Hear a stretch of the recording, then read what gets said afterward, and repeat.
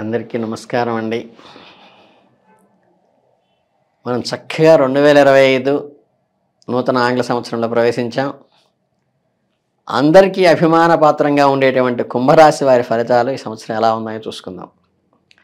వీళ్ళకి ఆదాయం 8 ఉంది, వ్యయం 14 ఉంది, రాజపూజ్యం 7 ఉంది, అవమానం కేవలం 5 ఉంది. అంటే ఏంటంటే ఈ 2025 సంవత్సరంలో కుంభరాశి వారికి ఈ శని వచ్చేది ద్వితీయ స్థానంలో సంచరించడం వల్ల ఇది ఆర్థిక విషయాల్లో కుటుంబ స్థానంలోనూ కొంత జాగ్రత్తగా ఉండవలసిన సూచనని తెలియజేస్తుంది. అలాగే రాహువు ద్వితీయ స్థానాల్లో సంచరించడం వల్ల మీ వ్యక్తిత్వం ఆర్థిక స్థితిపై అది కూడా ప్రభావాన్ని చూపుతుంది. ఇక గురువు చతుర్థ పంచమ స్థానాల్లో సంచరించడం వల్ల కుటుంబము, విద్య, ప్రేమ ఈ అన్ని విషయాల్లో కూడా మంచి అనుకూలమైన ఫలితాలను పొందుతారు. కుంభరాశి వాళ్ళు ఈ విషయంలో చాలా అదృష్టవంతులు ఈ సంవత్సరం. కేతువు అష్టమ సప్తమ స్థానాల్లో సంచరించడం వల్ల ఆరోగ్యం పట్ల కొంచెం శ్రద్ధ వహించాలి. ఈ పార్ట్నర్షిప్పులు, స్పౌస్ విషయంలో, జీవిత భాగస్వామితో సంబంధాల విషయంలో కొంచెం కేతు కారణంగా జాగ్రత్త వహించాలి. ఈ రవి చంద్ర అంటే సూర్యచంద్ర గ్రహణాలు, అలాగే గురు శుక్ర మౌఢ్యములు కూడా ఈ సంవత్సరం మీ జీవితంలో ఒక కీలకమైన పాత్రనే పోషిస్తాయి. ఈ గ్రహ సంచారము, గ్రహణాలు, మౌఢ్యములు కలయిక మీకు కొన్ని సవాళ్లను, అలాగే దాంతోపాటు కొన్ని అవకాశాలను కూడా కలిగిస్తుంది.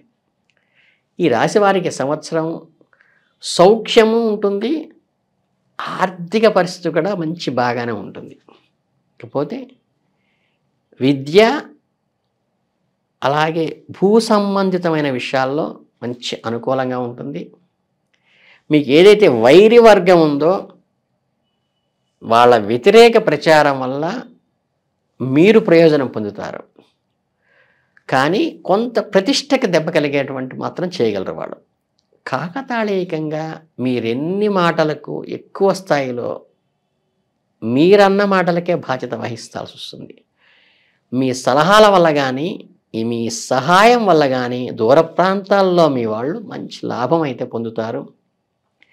ఎదుటి వాళ్ళు దయాదాక్షిణ్యాలతో పని లేదని మీరు నిరూపించుకుని మీ కష్టంతో మీరు నిలబడగలుగుతారు.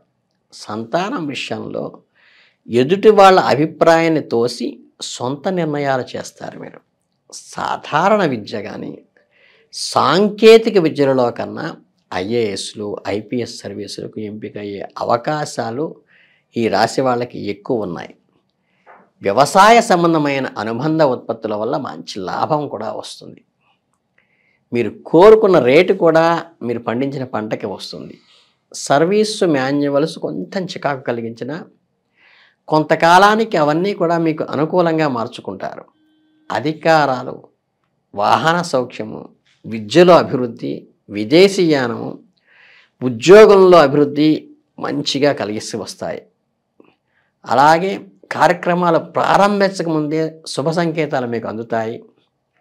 స్థానచలనం మాత్రం కొంత వివాదాస్పదంగా మారుతుంది. సొంత వ్యక్తులు, ఆత్మీయుల మధ్య సయోధ్య కురడానికి, సర్ది చెప్పడానికి, వ్యక్తిత్వాన్ని, పరపతిని కణంగా పెట్టవలసిన క్లిష్ట పరిస్థితి అయితే వస్తుంది. 10 మందికి మేలు చేసి 100 మందికి విరోధమయ్యారేమో అన్న భావన కలుగుతుంది మనస్సులో. అయితే వ్యక్తిగత ప్రయోజనాలను ఎవ్వరూ దెబ్బతీయలేరు. కోర్టు వ్యవహారాలు కొంచెం ఇబ్బంది పెడతాయేమో. ముఖ్యమైన వ్యక్తులు, అండదండలు మీకు ఖచ్చితంగా లభిస్తాయి. కొంతకాలం వాళ్ళ అండదండలకు దూరమై కొంత ఆందోళనకు గురైనట్లుగా అనిపించినప్పటికీ మీరు భవిష్యత్తులో వృద్ధిలోకి వస్తారు. ఈ వ్యాపారస్థం ఇది చక్కగా సురుగ్గా సాగుతుంది, మంచి లాభాలు వస్తాయి. మీరు ఎంతగా చెప్పినా హుందాగా ప్రవర్తించలేని రాజకీయ మిత్రుల వల్ల ప్రత్యక్షంగాను పరోక్షంగా కొద్దిగా ఇబ్బందికరమైన పరిస్థితులు అయితే ఎదురవుతాయి. అలాగే మీ నూతన విధానాలు, నూతన ప్రాజెక్టులు, సబ్సిడీలు లభించే విధానాలు సంపూర్ణంగా తెలుసుకుని చట్టపరంగా ఆచరించి మంచి లాభం పొందండి. భేదాభిప్రాయాలు, కుటుంబ అశాంతికి కారణమైన వ్యక్తులను గుర్తించి ఎలాంటి చర్యలు తీసుకోలేకుండా ప్రేక్షక పాత్ర వహించాల్సిన పరిస్థితులు అయితే కొన్ని వస్తాయి. వీసా ప్రయత్నాలు చక్కగా ఫలిస్తాయి. రాజకీయ పురోభివృద్ధికి కావలసిన చర్యలు ఫలిస్తాయి. వైరివర్గం సలహాదారులు మీకు చేరువవుతారు. ఇతరులపై అధికంగా ఆధారపడినట్లు పైకి అనిపిస్తాయి. కానీ మార్పు రాని వ్యక్తులతో మార్పు కోసం ప్రయత్నాలు, కృతజ్ఞత లేని వాళ్ళకి ఇంకా అవకాశాలు ఇవ్వటం మీకు ఏమాత్రం ప్రయోజనం చేకూర్చదో వాళ్ళని వదిలేసేయండి. ఆత్మసంతృప్తితో బతకండి. సామూహిక నిష్ఠాన్ని దారితీయకుండా మీరు జాగ్రత్త పడండి. చేసిన పొరపాట్లే మళ్ళీ మళ్ళీ చేయవలసిన పరిస్థితి వస్తే దాని నుంచి దూరంగా ఉండండి.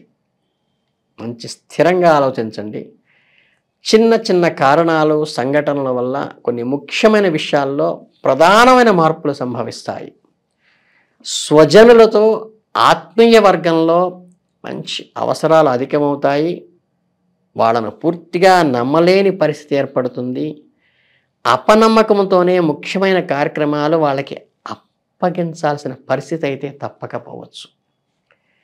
ఆర్థిక పరిస్థితిని మరింత మెరుగుపడితే కానీ వ్యవహారాలు చివరికి వచ్చే అవకాశం లేదని మీరు గ్రహిస్తారు. కుటుంబ పరిస్థితి పురోగమనంలో ఉంటుంది. సంతానం, విద్య, సాంస్కృతిక రంగాల్లో రాణిస్తారు. కీలకమైన సమయంలో అనుకున్న ఫలితాలు రాకపోవటం వల్ల కొద్దిగా నిరాశ కలుగుతుంది. మానసికమైన ఒత్తిడి కూడా పెరుగుతుంది. దానివల్ల నిద్ర పట్టకపోవటం లాంటి పరిస్థితి వస్తుంది. కనుక పౌష్టికాహారం తీసుకుని శరీరానికి పూర్తి రెస్ట్ ఇవ్వడానికి ప్రయత్నించండి. మానసికంగా స్థిరంగా ఉండండి. నిర్ణీత కాల వ్యవధిలో నిర్వహించిన కార్యక్రమాలు టైమ్లీ చేసుకుంటూ వెళ్ళండి.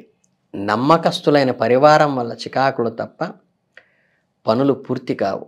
సంతానం అభివృద్ధి కొరకు చేసే కృషి మాత్రం ఖచ్చితంగా విజయం సాధిస్తారు. రాజకీయ పదవులు కూడా మీకు మంచి లాభాన్ని ఇస్తాయి.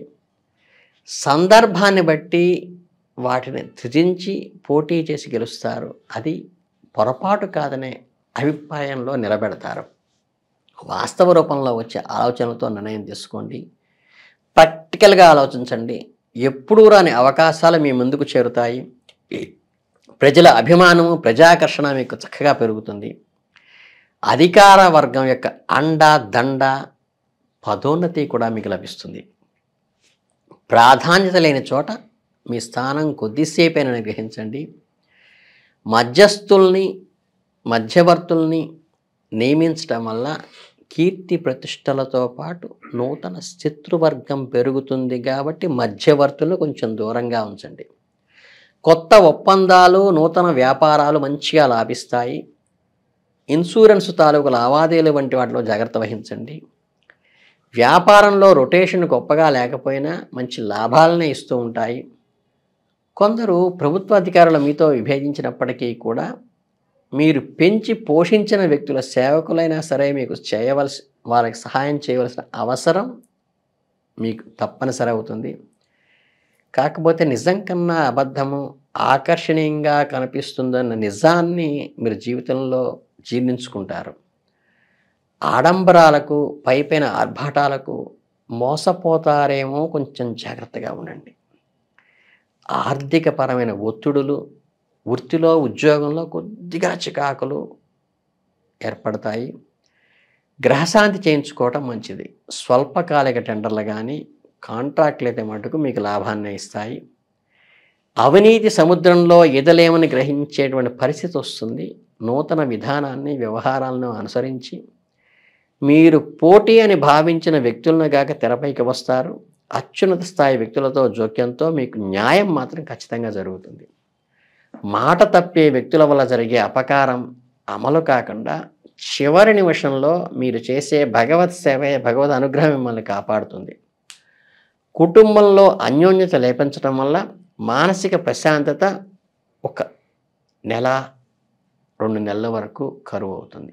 సర్దుకుపోయే తత్వాన్ని మీరు ఏర్పరచుకోవటం వల్ల మీకు ఆశించిన మార్పులు ఇతరులోనూ, స్వంత వాళ్ళలోనూ నిదానంగా అవే వస్తాయి. శుభకార్యాల విషయంలో అనిశ్చిత స్థితి తొలగిపోతుంది. మీకు సంక్రమించిన స్థానాన్ని మరొకటి కట్టపెట్టారనే ప్రయత్నాలు కూడా జరుగుతాయి. జాగ్రత్త పడండి. ఈ విషయంలో కొంచెం ముందు జాగ్రత్తగా ఉండి గ్రహశాంతులు కూడా చేసుకుంటే మంచిది. అయోమయ ప్రకటనల వల్ల కొన్ని తొందరపాటు నిర్ణయాలు తీసుకుంటారేమో. పుకార్లను, ఊహలను నమ్మి మీరు తీసుకునే నిర్ణయాలు మంచి ఫలితాన్ని అయితే ఇవ్వవు.